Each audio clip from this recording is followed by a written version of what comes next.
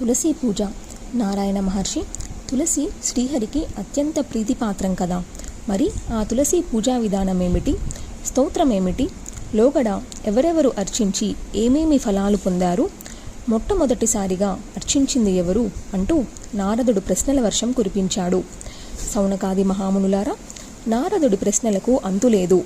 నారాయణుడికి విసుగు విరామం లేదు. ఆయన అలా అడుగుతూనే ఉన్నాడు, ఈయన ఇలా చెబుతూనే ఉన్నాడు.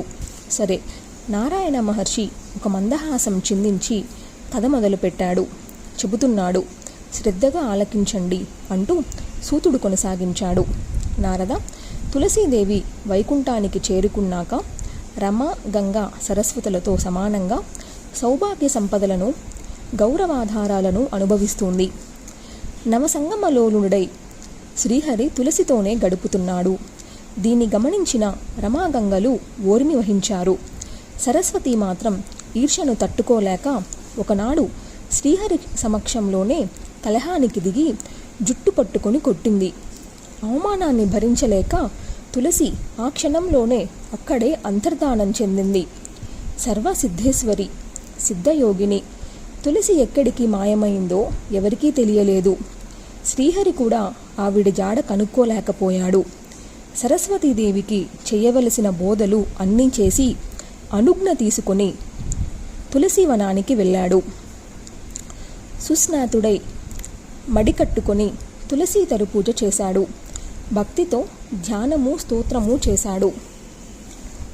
ఐం, క్లీం, హ్రీం, శ్రీం, ఓం అనే బీజాక్షరాలను 5 ముందు చేర్చి బృందావన్యై స్వాహ అనే 5తో కలిపి దశాక్షర మహామంత్రాన్ని అసంఖ్యంగా జపించాడు. నారద, ఇది మంత్రరాజం, కామితాలను ప్రసాదించడంలో కల్పతరువు.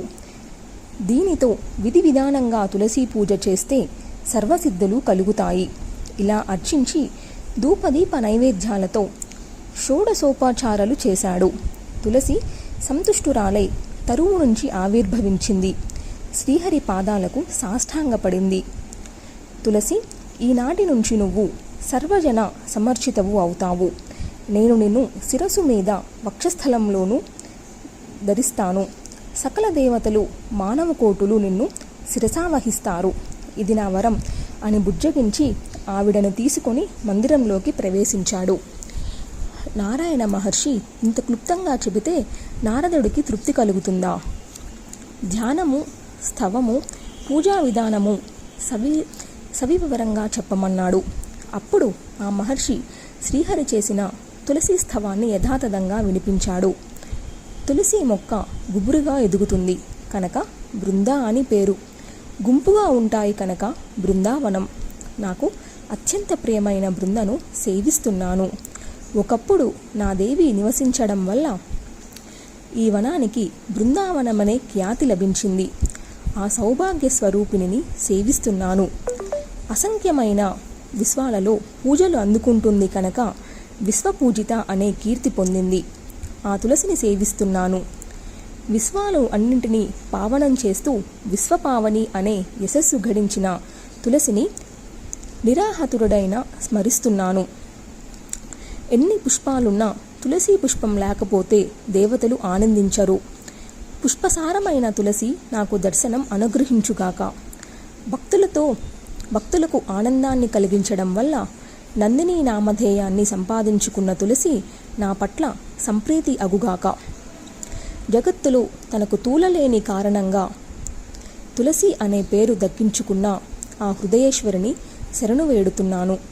కృష్ణుడికి ప్రాణస్వరూపిణి అయి కృష్ణజీవని అనిపించుకున్న ఆ తులసి నా ప్రాణాలను కాపాడుగాక. శ్రీహరి ఇలా స్తుతించేసరికి తులసి వృక్షం నుంచి దేవి ప్రత్యక్షమై పాదాభివందనం చేసింది. కన్నుల్లో నీళ్లు కుక్కుకుంటూ తల ఉంచుకొని నిలబడింది. శ్రీహరి లాలనగా కౌగిలించుకున్నాడు. మందిరంలోకి తీసుకువెళ్ళాడు. సరస్వతీదేవితో చెయ్యి కలిపించి చెలిమి చేయించి ఇద్దరిని ఆనందపరిచాడు.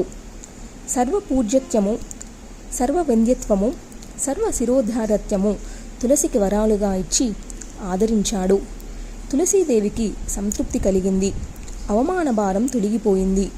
సరస్వతి స్వయంగా ఆహ్వానించి తన మందిరంలో సన్నిధిలో తనతో సమానంగా వసతి కల్పించి గౌరవించింది. లక్ష్మీ గంగలు కూడా చిరునవ్వులు చిందిస్తూ ప్రేమగా పలకరించి ఆదరంగా ఆహ్వానించి తమ తమ గృహాలలో నిలుపుకున్నారు. బృందావని, విశ్వపూజిత, విశ్వపావని, పుష్పసార, నందిని, తులసి, కృష్ణజీవని అనే సార్థక నామాష్టకాన్ని నిరంతరం భక్తితో పఠించే వారికి అశ్వమేధ ఫలం ఖచ్చితంగా దక్కుతుంది. ఏమీ సందేహం లేదు. బ్రహ్మనందన, తులసి చెట్టు నుంచి తులసీదేవి ఆవిర్భవించినది, శ్రీకృష్ణుడి పూజలు అందుకున్నది కార్తీక పూర్ణమి నాడు కనుక ఆ రోజున విశ్వపావనిని అర్చించిన వారికల్లా మోక్షము, వైకుంఠ నివాసము లభిస్తాయి. కార్తీక మాసంలో తులసి పత్రాన్ని విష్ణుమూర్తికి గాని విష్ణు భక్తుడికి గాని సమర్పిస్తే వేల గోవులను దానం చేసినంత పుణ్యం. సంతానం లేని వారికి సంతానం కలుగుతుంది. అవివాహాతులకు వివాహం అవుతుంది. బంధుహీనులకు బంధువులు దొరుకుతారు. తులసి స్తోత్రాన్ని పఠించలేకపోయినా వింటే చాలు రోగబంధ విముక్తి కలుగుతుంది. భయాలు, పీడలు, పాపాలు తొలగిపోతాయి. నారద, ఇది తులసి పూజా విధానం. కన్వశాక్తోక్తకం. తులసి చెట్టుని ఏ ఆవాహనము లేకుండానే పూజించవచ్చు. ఎందుకంటే తులసీదేవి ఆ చెట్టులో నిరంతరం విడిది చేసే ఉంటుంది. ధ్యానము, షోడశోపచారాలు చాలు, సర్వపాప సంహారణాలు. తులసి పుష్పం పుష్పజాతిల్లోకే రత్నం. పాపకాష్టలను దహించి వేయడానికి అది అగ్నిశిఖ. వేదాలు కూడా తులసి పుష్పానికి సాటి వచ్చేది ఈ సృష్టిలోనే లేదని చెబుతున్నాయి. సర్వాత్మన పవిత్ర రూప, అందరికీ శిరోధార్యం, సర్వజనైస్పితం, జీవన్ముక్త, ముక్తిప్రద, హరిభక్త ప్రధాయిని, తులసికి వందనాలు. ఇలా ధ్యానించి నమస్కరిస్తే చాలు అనుగ్రహం చూపిస్తుంది. నారద, ఇది తులసి ఉపాఖ్యానం. ఇంకా ఏమి కావాలో అడుగు. నారాయణ మహర్షి, లక్ష్మీ, సరస్వతి, గంగా, తులసి ఇలా అందరి ఉపాఖ్యానాలు చెప్పావు. అతి మధురంగా, అమృతం కన్నా రుచిగా ఉన్నాయి. సావిత్రి వృత్తాంతం కూడా నీ ముఖతః విని ఆస్వాదించాలని ఉంది.